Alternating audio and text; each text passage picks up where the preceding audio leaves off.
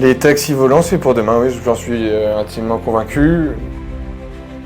Et avant même d'y aller, on s'était dit sur les marches du parvis, quoi qu'il arrive, on continue. On nous a dit que ce qu'on faisait, c'était n'importe quoi, que personne ne l'avait jamais fait avant. On s'est dit qu'on allait construire le plus gros don de France dans notre garage. On a fait un prêt étudiant, on a acheté pour 7 000 € de lithium sur internet. On est capable de se dire, quand on se lance dans un projet, je peux pendant 10 ans me dédier à ça, et quelles qu'en soient les conséquences. Salut Paul. Salut Emma. Merci beaucoup de venir nous parler de CAPS sur le podcast des étudiants entrepreneurs. Tu as 30 ans, tu es physicien, tu as fait un master de finance à l'ESSEC. Oui, c'est ça. J'ai d'abord fait une licence de physique, sciences fondamentales orientées physique, puis après un master de physique à l'ENS de Saclay toujours. J'ai terminé ce master de physique en faisant un mémoire sur la nanophotonique à Harvard. Mais à ce moment-là, on avait déjà commencé à réfléchir à notre projet avec mes associés et je suis revenu en France pour faire un master en finance à l'ESSEC à ce moment-là. En fait, on était 3 physiciens dans l'équipe de fondateurs.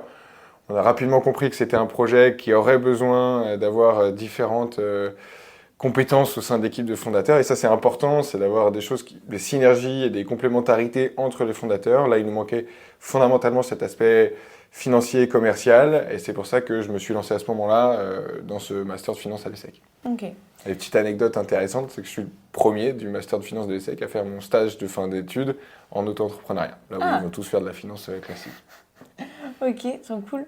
Donc oui, tu viens de nous parler sur ce podcast parce que tu as commencé à entreprendre donc, en étant encore étudiant, en lançant CAPS, donc un drone de mobilité pour dépolluer les centres-villes, l'aéronautique. Ça va faire 6 ans que tu te consacres sur ce projet. Alors on a commencé en 2017 en effet, mais on commençait à réfléchir, c'est là où on a eu l'idée, qu'on a commencé à challenger un peu l'idée, venir faire des premières modélisations, regarder ce qui était possible, aller discuter aussi, on allait discuter avec les acteurs, donc les responsables mobilité des grandes villes, pour comprendre un peu quels étaient leurs enjeux, quels étaient leurs besoins, et comment nous, on pouvait articuler un positionnement intéressant, à la fois pour les usagers finaux, mais qui puisse s'inclure fondamentalement dans nos villes. Par contre, la société, elle a été créée à la mi-2019, officiellement. Et le Covid a mis un petit temps d'arrêt pendant 1 à 2 ans à un moment. Mais oui, ça fait fondamentalement 5 ans que la société est créée maintenant. Ça commence à payer CAPS parce que vous avez fait Vivatech, vous avez été lauréat du Trophée de l'Avenir l'année dernière. Tu étais au salon Global Industrie. On dort pas beaucoup, Ouais. mais c'est une aventure assez intéressante. On travaille avec des gens qu'on a choisis, avec des gens qui sont intéressants, qu'on aime bien, sur un projet qui nous passionne. On se réveille tous les matins à se dire on essaie de créer le futur de la mobilité. Donc à la fois des personnes dans les villes pour accélérer un peu nos déplacements. Il faut savoir que à l'échelle du monde, c'est 1 mois chaque année qui sont passés par les gens dans les transports quotidiens pour faire le trajet domicile-travail. 1 mois. Avec des moyennes de trajet de 45 minutes et allant jusqu'à 1h15 assez facilement. Donc l'idée, c'est de venir vraiment décarboner ces trajets-là pour ceux qui vivent les plus en périphérie. Leur permet de faire des trajets qui prenaient 45 minutes, 1 heure en 10 minutes. Mais c'est une vision au long terme, donc l'idée c'est de commencer par faire de la logistique pour les industriels. Et c'est un challenge assez intéressant, la vision finale nous passionne, donc ça, on va bien. Vrai ou faux, on m'a pris pour un fou la première fois que j'ai parlé de mon projet. Complètement vrai. C'est totalement vrai. C'est un domaine qui est régulé, certifié. Et les premières fois qu'on allait voir des officiels de ces écosystèmes, on nous a pris un peu pour des fous. C'est facile de se lancer dans ce secteur. C'est un secteur de passion. Donc lorsqu'on a la passion, c'est le meilleur des moteurs. Après, d'un point de vue plus technique, entrepreneurial, il y a beaucoup de normes, c'est un écosystème qui est très bien établi, avec des codes qui, eux, sont difficiles à aborder, à prendre en compte. Après, je dirais, moi, je suis physicien de formation, pas du tout ingénieur aéronautique, comme le sont mes cofondateurs, et pourtant, on a réussi à s'implanter dans cet écosystème. Ça nous a pris du temps, on a fait toutes les erreurs qu'on peut imaginer, mais quand on a la passion, c'est plus facile. Il ne faut pas réfléchir pour se lancer dans un projet comme ça. Ah si, il faut beaucoup réfléchir. C'est quand même des engagements pour sa vie personnelle, c'est des engagements pour sa carrière, c'est, au point de vue marché, derrière le développement de produits, une analyse très fine à faire. Donc non, il y a beaucoup de réflexions. Une fois qu'on a établi que c'est ce qu'on voulait, qu'on a un plan et que tout a été validé, là faut y aller, il faut se lancer. Quand on sent qu'on a trouvé quelque chose, il faut y aller. Mais en amont, il y a de la réflexion. Nous, on a commencé à réfléchir en 2017 et on a créé la société en 2019. Donc il y a quand même eu 2 ans de réflexion, de tests pour voir s'il y avait quelque chose et si on avait réellement touché du doigt une opportunité. Les taxis volants, c'est pour demain. Les taxis volants, c'est pour demain, oui, j'en suis intimement convaincu. Chez CAPS, on a un positionnement qui est de penser que s'il doit vraiment y avoir des taxis volants à grande échelle, il faut qu'ils soient discrets et abordables. On ne veut pas faire un hélicoptère électrique qui soit bruyant et réservé à une élite. Ça prendra plus de temps. L'horizon, c'est pour nous est plutôt 2030-2035. Normalement, il y a d'ores et déjà des taxis volants qui évoluent aujourd'hui. En Asie particulièrement. Il y a un tel besoin en fait. Il n'existe pas une métropole dans le monde qui n'ait pas de problème de congestion que ces outils qui apportent finalement une solution arrivent à grands pas. Le plus dur chez CAPS, c'est de donner confiance aux utilisateurs. Alors on n'a pas encore d'utilisateurs, donc c'est pas ce que je pourrais dire. Le plus compliqué chez CAPS, c'est d'arriver à transmettre cette vision qui est extrêmement innovante et disruptive.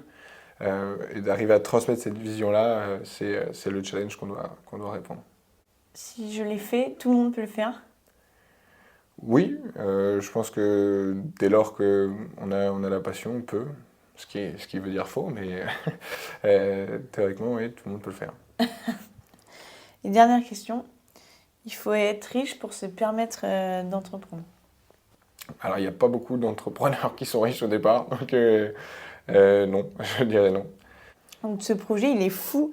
Et quelles ont été vos premières étapes quand vous vous êtes lancé? 2019, été 2019, on crée la structure. Là, on travaille à plein temps dessus avec mes associés, ou quasi plein temps. J'ai un associé qui termine une thèse en physique. Les étapes ont été dans un premier temps construire un premier prototype à échelle réelle. On le verra peut-être tout à l'heure, il est à côté. Pour se dire qu'on a une idée mais on peut le faire. Et aussi venir identifier les complexités, les composants importants, les partenaires aussi qu'on va pouvoir avoir. Ça passe par une phase d'incubation aussi. Après, on essaye de survivre pendant un Covid. Ça, c'est intéressant. Après, on dévoile le produit. On a fait un Vivatech, on a pu présenter au monde ce qu'on développait dans notre garage jusque-là. Rencontrer des acteurs. Là, on s'est refait accompagner par une autre institution qui s'appelle Starburst Aerospace. Ce qui nous a permis aussi de structurer notre projet plus d'un point de vue business. Après, il faut aller chercher des fonds pour passer à l'étape suivante. Ce qu'on a fait cette année, ce qui permet après de structurer une équipe. Et maintenant, l'objectif maintenant, c'est de mettre un produit en face d'un client. Donc, on développe la version finale de ce que sera le drone pour l'industrie aujourd'hui. Et nos premiers partenaires commerciaux qui sont volontaires pour décarboner, accélérer, fluidifier la chaîne d'approvisionnement industrielle. Et justement, comment on évolue dans un secteur qui demande autant d'investissements financiers? Il faut bien structurer son approche, avoir beaucoup de flexibilité pour pouvoir durer dans le temps si des choses prennent plus de temps que prévu. Bien structurer son idée. Tu as des exemples concrets Le Covid, par exemple. C'était un moment où, normalement, au début du Covid, nous, on devait lancer une levée de fonds à ce moment-là. Donc nous, ce qu'on avait fait, c'est que la manière dans laquelle on travaille, c'est qu'on structure des phases bien chiffrées et à la fois financièrement et dans le temps. Ce qui permet de ne pas avoir de charge sur l'entreprise dès lors que cette phase est terminée et donc permettre à l'entreprise de pouvoir survivre même si elle n'a pas de revenus pendant un certain temps. Travailler avec des gens flexibles, donc prendre des temps partiels, travailler avec des stagiaires, des choses comme ça, pour pouvoir avoir une certaine flexibilité, réduire les coûts et les charges de l'entreprise et avancer dans le temps. Ne pas prendre 12 CDI d'un coup qu'on ne sait pas si on va pouvoir financer sur le long terme. Et prévoir très en amont ces levées de fonds, ça prend beaucoup de temps. C'est très fatigant et très montagne russe pour le moral. Donc voilà, faut se préparer pour ces choses-là. Justement, comment tu vis depuis 5 ans financièrement sur un projet qui demande autant de temps de recherche et développement où tu ne peux pas encore commercialiser? Sur les levées de fonds, les premiers investissements initiaux, avec des petits jobs à côté, des choses comme ça qui permettent de mettre de côté. De temps en temps, on se met un peu dans le rouge et puis ça repart. On faisait partie du programme d'accompagnement de l'école polytechnique au départ. C'est là où on a créé notre premier prototype. Puis on a suivi l'accélération de Starburst Aerospace, qui était plus un volet relationnel, marché et finance sur ce projet-là. On est labellisé Deep Tech de la BPI, on a obtenu une bourse de la BPI, ça fait partie des financements qui permettent de lancer ce genre de projet. On a aussi eu des prix à l'innovation de la Banque Populaire Val-de-France qui nous accompagne. Voilà, c'est ce genre d'accompagnement qui nous a permis aussi de grandir, d'apprendre à ce que c'est que le métier d'entrepreneur, de le structurer et de le structurer vers un objectif final qui est la commercialisation du produit, qui est normalement la fin en soi pour tout entrepreneur. Et tu m'as dit que vous aviez fait beaucoup d'erreurs. Oui. Est-ce que tu peux nous en dire quelques-unes? Toutes à peu de choses près, Ouais. toutes celles qu'on peut imaginer. Sur les levées de fonds, on a été par exemple un peu ambitieux à vouloir lever tout de suite énormément de fonds. Là où on aurait pu dès le départ lever des plus petits fonds auprès des comités de business angels ou les mécanismes qui peuvent exister pour faire avancer plus le projet avant d'adresser des fonds. Donc là, on perd beaucoup de temps à aller adresser tous les fonds d'investissement de la planète pour dire salut, je suis dans mon garage, j'ai une super idée. Là où c'est des fonds qui vont attendre un peu plus de maturité, voire un peu plus d'avancée pour pouvoir se positionner sur des gros montants. En termes de développement, quand on assemble un premier prototype, très vite on a très envie de le faire voler, donc on a eu des crashs sur notre premier prototype. Quand on voit un travail de 6 mois, 1 an qui s'écrase devant vous et qu'il faut tout recommencer, ouais, c'est pareil, c'est de la perte du temps, c'est de la perte de moyens financiers. Donc ça, c'est des erreurs qu'on a fait. Des erreurs de contrat. On a signé des contrats de temps en temps avec des gens, on ne savait pas, mais ça ne nous a pas apporté le retour qu'on espérait. On a dépensé un peu d'argent dans des choses qui n'étaient pas utiles. Des erreurs de recrutement. De temps en temps, on recrute des profils qu'on estime bons, mais qui ne sont pas forcément ceux qui sont les plus cruciaux à ce moment-là dans l'entreprise. Savoir vraiment identifier quels sont les besoins à forte valeur ajoutée à un moment donné pour son entreprise, et aller recruter la bonne personne pour le faire. C'est très important. De temps en temps, on va venir trouver des profils qui sont très attrayants et qui semblent être intéressants, mais qui peuvent être finalement pas la valeur ajoutée la plus pertinente à ce moment-là du développement de l'entreprise. Ce genre d'erreur. Tu as mis en place des systèmes à toi, du coup, maintenant, pour éviter ces erreurs? Oui, c'est un retour d'expérience. C'est pas forcément un système, c'est plus un genre de radar dans la tête maintenant qui dit hop, déjà vu, pas bonne idée, des choses comme ça. Tu vas poser une certaine question ou tu vas leur faire plus de tests pratiques au début au recrutement? Pour ces choses-là, c'est plus discuter entre nous et plus la structure avance aussi, plus c'est facile d'identifier quels sont les besoins du moment. Maintenant, c'est aussi en discutant avec nos partenaires, savoir ce qu'ils attendent avant de recruter. Savoir en amont quelles sont les attentes, nous faire un plan détaillé de ce qu'on va pouvoir faire et à partir de là, identifier les personnes clés.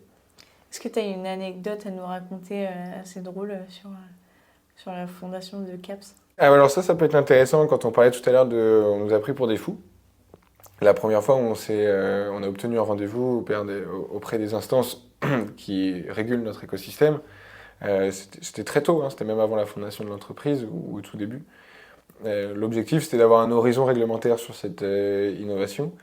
On connaissait un peu les visions de cette institution assez conservatrice, on va dire. Avant même d'y aller, on s'était dit sur les marches du parvis, quoi qu'il arrive, on continue, avant le rendez-vous. Et en effet, on s'est fait pourrir. On nous a dit que ce qu'on faisait, c'était n'importe quoi, que personne ne l'avait jamais fait avant, que ça serait pas pour maintenant. Alors qu'on n'était pas les seuls à le faire.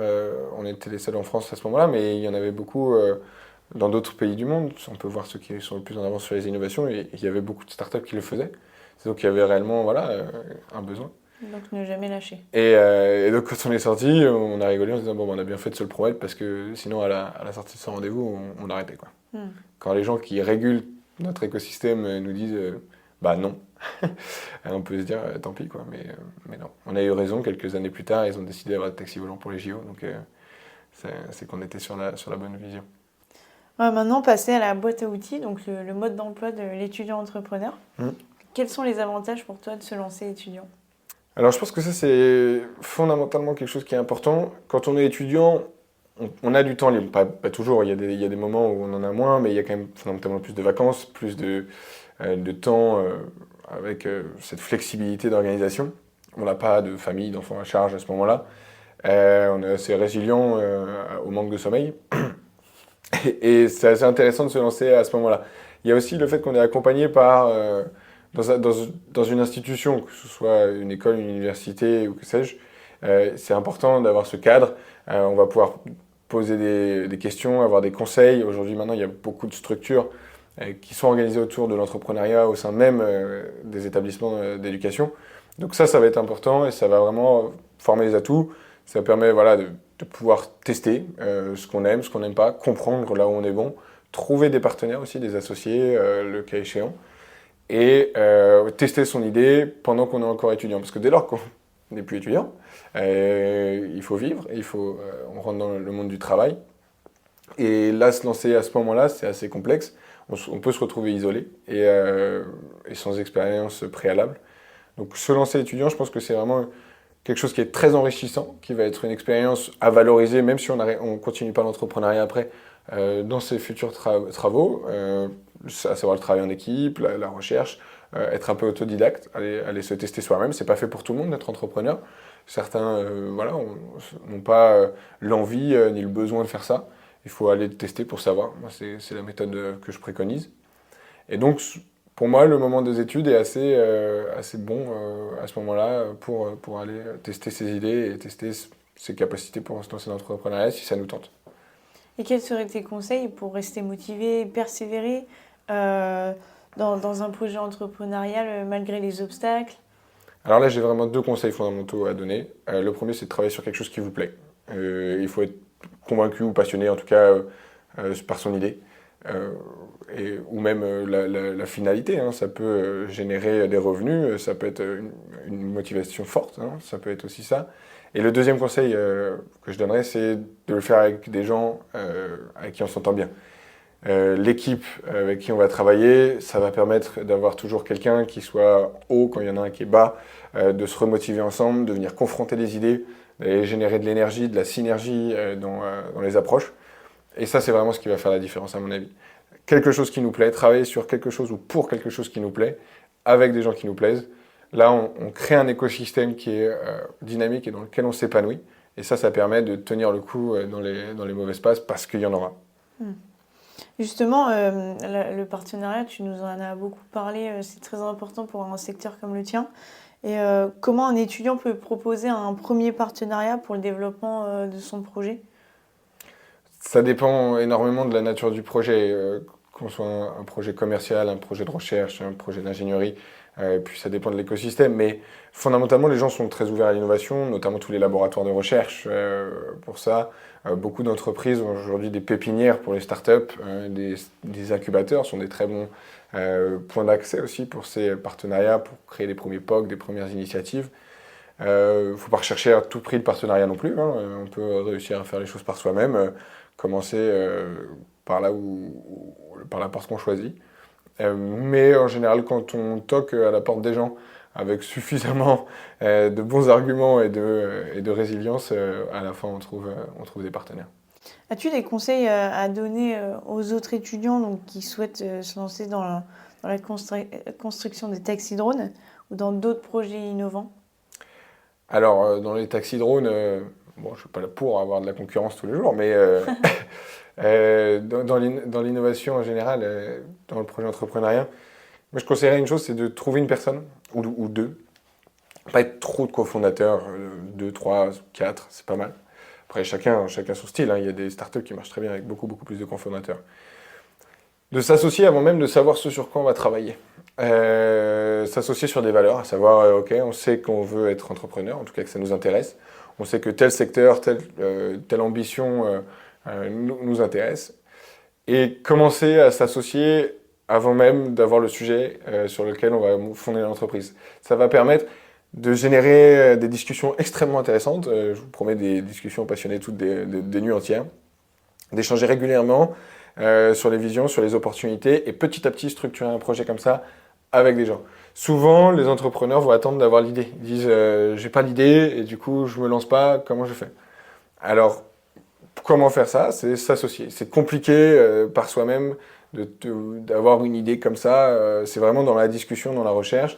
Et là, venir structurer, vous trouverez plein d'outils pour comment identifier un problème, aller le résoudre, des choses comme ça. pas chercher absolument à révolutionner le monde, hein, c'est absolument pas obligatoire. L'entrepreneuriat, ça peut être juste monter une boutique, monter un artisanat, voilà, et fondamentalement trouver ce qui nous plaît.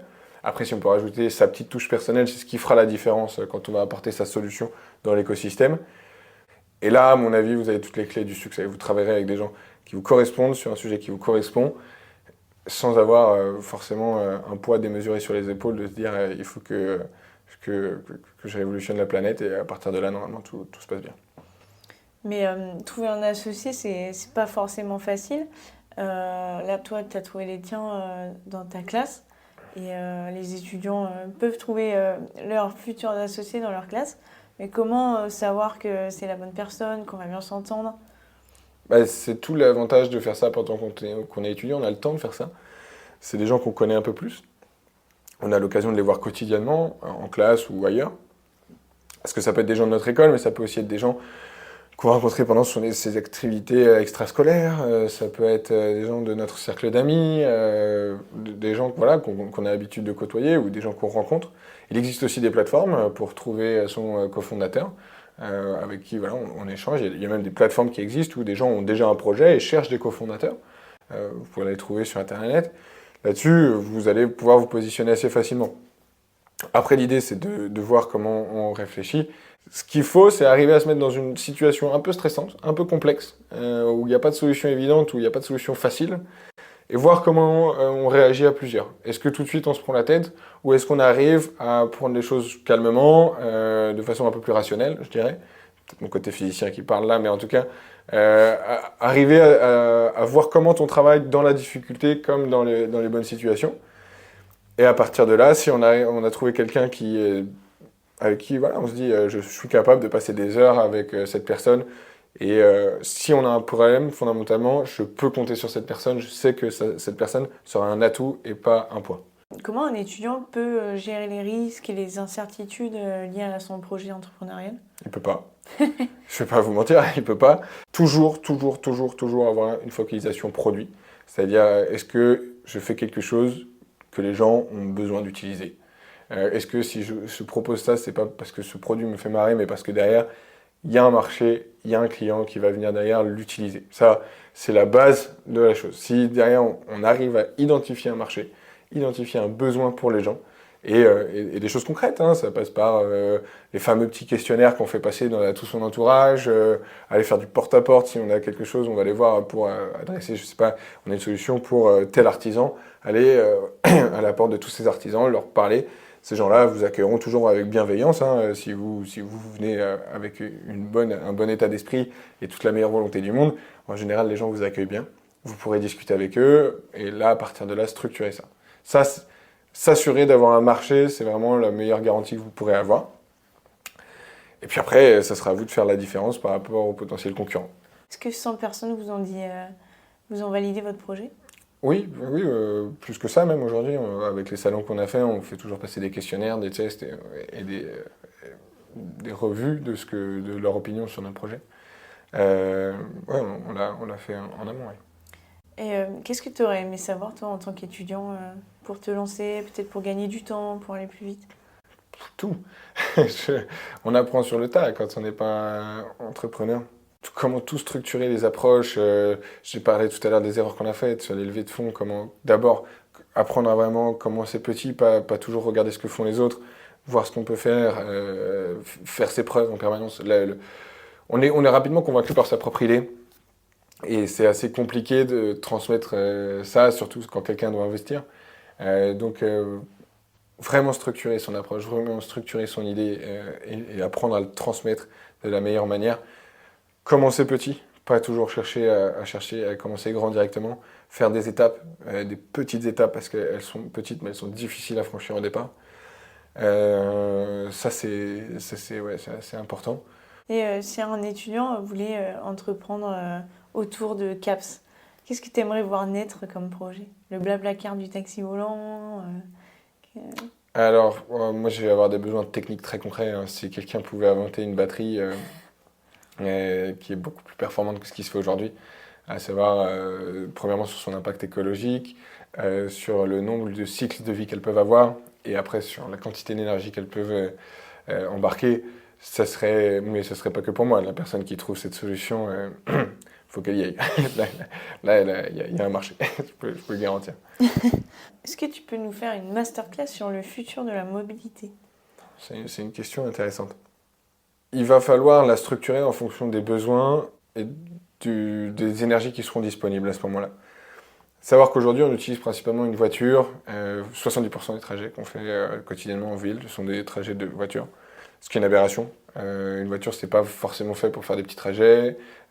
C'est encore pertinent aujourd'hui pour faire des longs trajets, mais je pense que la mobilité de demain va passer par énormément de simplification, d'électrification et d'automatisation. Électrification parce que l'immense majorité des trajets quotidiens sont des trajets de courte distance, donc faire des trajets électriques pour ça, électrique ou hydrogène d'ailleurs, hein, je n'ai pas la science infuse sur quelle sera la technologie qui va avancer la première. L'électrique a de l'avance, l'hydrogène a beaucoup de potentiel, c'est deux approches radicalement différentes d'ailleurs. Mais électrification fondamentalement, automatisation parce que les technologies maintenant arrivent à permettre ce genre de choses.